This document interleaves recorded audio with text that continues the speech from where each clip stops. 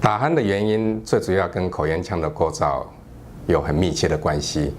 打鼾的病人口咽腔的检查会发现血溶髓肥大过长、软腭下垂、扁桃腺肥大、舌根部肥大，造成挤压口咽腔的空间。睡觉的时候，除了打呼会吵到旁边的人以外，还会造成睡眠呼吸中止症，还有缺氧的问题。因为睡眠品质不好，白天精神就不济。开车的话会造成疲劳驾驶、嗜睡，甚至造成重大车祸。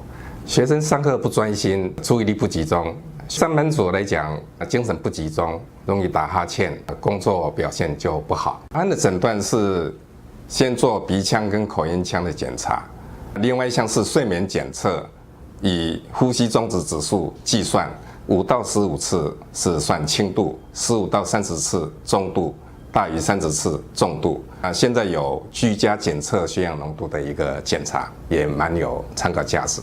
治疗方式主要是正压呼吸器 CPAP、止鼾牙套，第3个是手术治疗。以我的临床经验，正压呼吸器佩戴成功的几率大约20个只有1个啊，最主要病人会觉得不舒服。那止鼾牙套牙齿不好或牙关节不好的人也不适合佩戴。手术治疗是比较永久性的解决问题。一般我们施行的是悬雍垂软腭咽成型术、无线射频舌根部缩减术跟部分扁桃切除术。无线射频主要是以微创的探针，利用冷触气化的原理，可以有效缩小舌根部的体积，增加口咽腔的空间，减少打鼾跟睡眠呼吸中止症。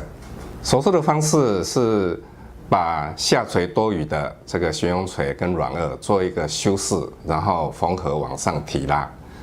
扁桃腺做部分切除手术，舌根部就是做微创的无线射频3针的治疗，每一针的疗程1分钟，可以增加大约70% 以上的口咽腔的空间。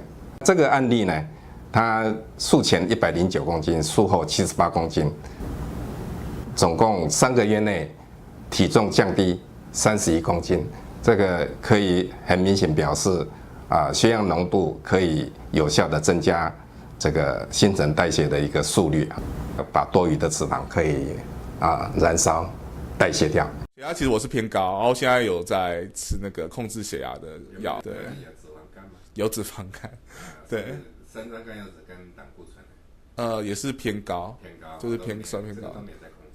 没有，手术到现在3个月，昨天测的时候大概是78公斤，然后觉得精神很好，然后其实之后整天就不会主动想睡觉，看我就觉得比较有精神嘛，然后那个气色就整个有发亮的感觉嘛。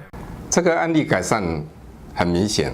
体重降低20公斤以外，他的三高的问题由手术前的极重度药物不好控制的情况之下，改善到这个手术以后，三高都完全恢复正常。